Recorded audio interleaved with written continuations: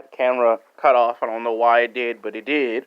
All right, coming in at number four is Roger Moore. Roger Moore was a different kind of James Bond. He was your I got class, I'm gonna fight, but I have class James Bond. He embodied the character from the book, from the actual books of James Bond, not just the movies, but he was like 60% of the character from the book and 40% of the character from the movie. And you got to see a blend of his character. Like there was limits that he would go to, and then there were limits he would not cross. So he was like a different type of James Bond. And he got to be in like six different films. And at that time, they actually did something in movie cinema history that was never done before. They would shine Sean Connery and him both the contracts to play James Bond in the same franchise because producers and directors couldn't come up with an idea that made sense. Like some liked the Sean Connery style of James Bond, some thought Roger Moore was the true James Bond. And at that time, they couldn't decide, so they decided have them play in these films. Like when Sean Connery wasn't playing James Bond, that's when Roger Moore would play the character. And when Roger Moore had multiple movie projects, Sean Connery would play James Bond. So it was funny to have two actors both playing James Bond in that period. But Roger Moore he was more of the character from the book 60% of the time, and then some 40% of the time he was the character from the movie. And all the villains he fought, he would never actually beat them. And people complain that why the good guy always beats the bad guy, but it's with a twist of fate. Twist of fate mean some powerful fate comes out of nowhere and takes the bad guy out, and he looks good and never gets his hands dirty, but he always gets the job done. And then he would always say some funny comedian wisecrack joke when the bad guy gets taken out. And then he would fight the same villains over and over again. In the next movie, he would fight another villain, Jaws. Not the shark Jaws, but there was a villain named Jaws that he would fight in the next three movies. And he would make all the guys that he fight become, adversaries and sidekicks. In the first movie, the bad guy was bad. Then when another bad guy got replaced by another bad guy, he would team up with James Bond, and then he would sacrifice himself so Bond could take out the ultimate villain. That was the funny thing about Roger Moore's James Bond. So you got to see the sense in his character. I mean, he did go on to be a bigger name in Hollywood and pop up in future movies, but even when he stopped playing James Bond, people still saw elements of that character in all his other films that wasn't James Bond. All right, coming in at number three is Daniel Craig. Now, he is by far the best James Bond in the past 50, 60 years. He's by far the best.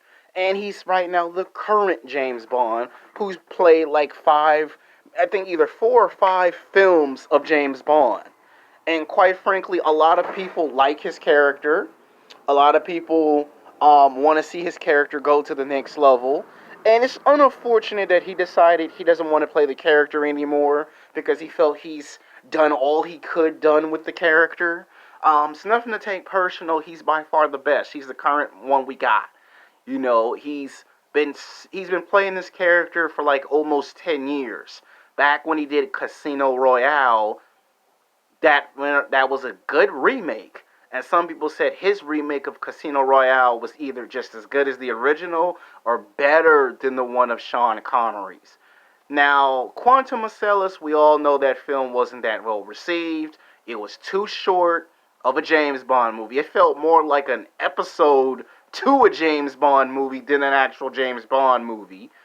However, the third film, Skyfall, was the best film ever. They did something with the character that had never been exploited before. And it was very, very well received. Now, as for the next one that came after that, which is Spectrum, which was a remake, they did the best they could. A lot of people got mad that they made him not take out the bad guy, which people was upset with. Now, the next film that he's playing in is hopefully going to be a lot better than that film. So he's had some good James Bond films. He's had some bad films. But he's played the character in like at least five films. They wish he would just stay for a sixth film. But I think 4 or 5 films is good enough to retire and venture off into other franchises. I mean, we will always look at Daniel Craig as by far the best James Bond ever. Some people say he's the best out of this whole list. He might be. I can't say until I actually see the movie when it comes out this year or next year or 2 or 3 years from now, depending on when they want the movie to get released. So that's why he currently sits at number 3, because he is the James Bond currently. And to me, when I look at all his James Bonds, they're all action-packed films. They're all entertaining. In every James Bond film, he's never doing the same thing twice. They always have him doing something different.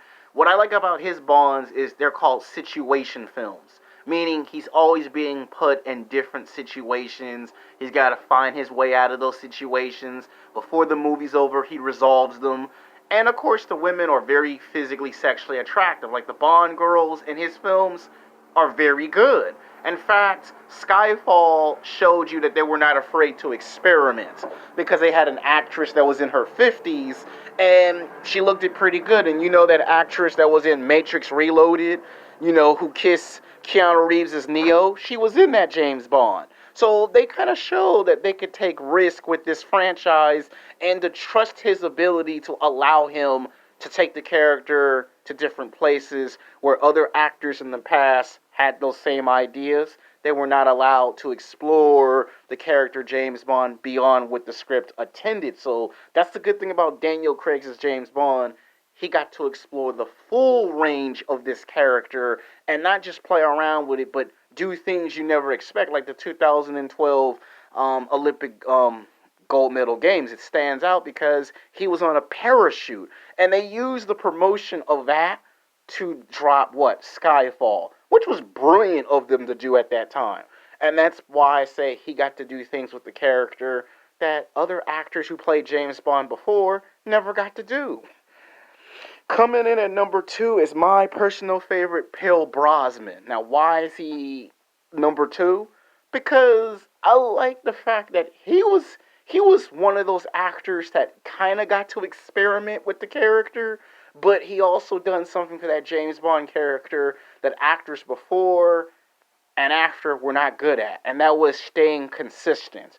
Because if you look at GoldenEye, right? That was arguably a remake, but it was the best James Bond film ever because you got to see him take the character to a dark place. And usually they were scared of dark elements in their films.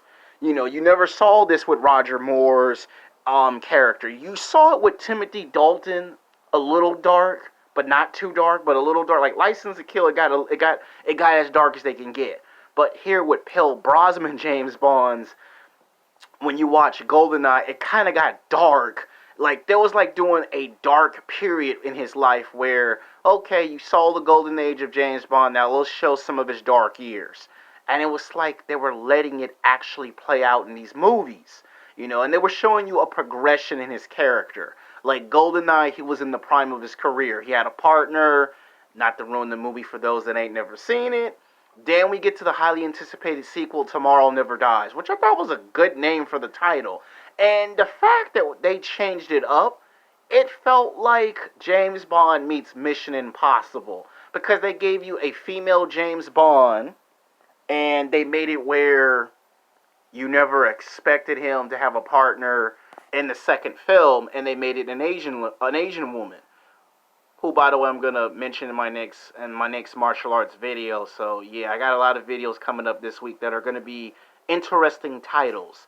And basically, Tomorrow Never Dies showed him taking on not one villain, but taking on multiple villains. And the fact that this one was better than GoldenEye was interesting. Now, when we got to the next one, which was The World's Not Enough, that might be the only time in the film where it was still a dark film, but you could see that they put him in a challenging situation. He had to save a woman who turned out to actually be an actual villain. So yeah, he got to fight a Bond girl, but she wasn't the typical Bond girl villain. She was a person who tricked him, and she found his weakness, and then he had to fight the main villain. And the fact that they had Denise Richardson in this movie, and they made the theme song and all of that, and you saw like four women in this movie. Like most James Bond films, it's two women. He got to mess with like four women in one movie, and of course you throw in Mandy Petty, so that's like five women in one movie for this film, which kicked off the next one, which was Die Another Day, which had Halle Berry in it.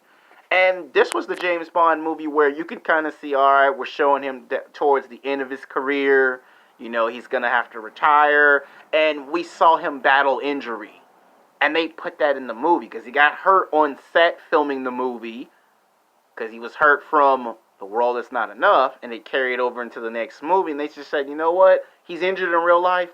Make it a part of the character. This is when they were not afraid to just let the actor explore with the character. Like Timothy Dalton got to do it with some restrictions, where Pierce Brosnan kind of became that James Bond that in the future actors would be able to have as much freedom with the character. Like when I look at GoldenEye, I was actually shocked that they let him be in a tank. Like what, James Bond in a tank? Like what? Like that was them actually saying, let's take some risk with the character. It was like they said, you know what? They let Batman, do stuff. Well, let's let James Bond be kind of like Batman in a way. And the fact that his character got to be in different environments was nice. And even though he was only in 4 films, by the time they was getting ready to do a remake of Casino Royale, they kind of said, you know what? Let's go with a younger actor. And a lot of people chose Daniel Craig over Pierce Brosnan. Now, in the beginning, I was kind of outraged because I was like, the guy's consistent. And when I watched a movie called The November Man from like at least 4 years ago, even in some of those other films, he still can pull off James Bond as old as he is. I would not mind seeing him return back to the character, even if it's just one movie. Like if you wanted to make the first half a young actor playing James Bond, and he looks in the mirror and he sees himself when he's older, that could be a nice cameo for Pierce Brosnan. Because to me, he really was the best James Bond up until that point. Like, he was the beginning of letting the character do things that originally the studios were afraid of. Alright, coming in at number 1, the number 1 James Bond, Sean Connery. Sean Connery is one of these rare actors that it was said he was a bodybuilder. He had big aspirations to break into Hollywood. And he was inspired by the bodybuilding world because he started taking fitness classes, and they complained that he was too big, he was too rough, he was too raw, and they were afraid that he was going to take the approach of James Bond like an Arnold Schwarzenegger. And the directors loved his style, and the producers were kind of like, well, they ain't our James Bond. We don't want him. He ain't our type of guy. And it took a while for the studios to be convinced. He did Casino Royale. It was a smash hit. They signed him, and then they had Roger Moore. And when Roger Moore weren't doing James Bond, Sean Connery's Bonds had a powerful effect on all of us. Because when you fast forward 25, 30, 40 years later, his James Bond is in video games, comic books, graphic novels, posters, trading cards, action figures, clothes. When you see him in a video game, that makes you wonder why he's considered the best. Like, Sean Connery was cool pulling off James Bond. Like, that solidified his whole acting career. Every movie he played after that, you knew that's the guy that played James Bond. Like, when they asked who's the best of the best, he managed to surpass Roger Moore's James Bond. And when you look at some of the movies that we see today, a lot of the Daniel Craig movies were remakes of Sean Connery's films. And you see his James Bond sticks out the more because all of us have always thought about the theme song. To see him walk in the circle, the theme song play, doom, doom, doom, doom, doom, doom, doom, doom, doom, doom, doom, doom, doom, doom, doom, doom, doom, doom. And then the remix that song throughout the years. He played in 6 films. And basically, when he did his 6th and final film, he was already well into his 40s and basically was saying goodbye to the character. And years after retiring from that character, people of a new generation that's seen his films could see why he was picked as James Bond. And every time we imitate his voice, as a little kid, when I had to go to church and I had to put on my church clothes, I would always somehow find a radio or a TV set and play some James Bond, and I would treat going to church as James Bond. Because when you're a little kid, church is boring to you, and you want some fun and some excitement, and your mom's like, nah, you got to go to church for at least an hour and a half, and I had to put the suit on. They make you put the tie on. I'm like, if I got to put all this on, I might as well pretend I'm James Bond. That's how I usually would do it. And of course, I would open the door and pretend I'm in some secret base operation and pretend there's some criminals that go bust. And my dad would just shake his head like, this ain't no secret operation, it's church. And my mom would like, let him have fun. He thinks he's James Bond. This is the one time he gets to pretend to be something he's not. Let him have fun. James Bond was a part of my childhood because Pel's Brosnan James Bond, I would always be jumping at the chance to put the suit on just so I can play the theme song. And of course, I would see the police and I would pretend they're one of the guards in the movie and they would laugh because I'm actually taking on the character of James Bond. And Pel Brosnan and Daniel Craig and Timothy Dalton's James Bonds, I look up to those because they're James Bonds I can relate to. Being put in challenges where you got to fight out of the challenges. So that's why Sean Connery is the number one for the best portrayal of James Bond. Now, I apologize that the camera cut the video in half, so I hope you guys like the video. Some of you will arguably disagree and say Daniel Craig right off the back is the number one. Until I see that last film of his, he can't be at number one. Even if I moved him up to number two or tied him at number two, I could probably say, you know what, he's probably tied with Pearl Brosnan. Like, if I see the movie and the movie's good, he would be tied with Pearl Brosnan. And if the movie's bad, then he would just stay at number three. And I know some of y'all are going to be upset with that decision being made in the video. If the movie's good, like really good, and not the bad stuff I've been hearing, then maybe he might be tied with Sean Connery for the best James Bond ever. That means we might come back 6 months to a year and revisit this subject. Until then, peace.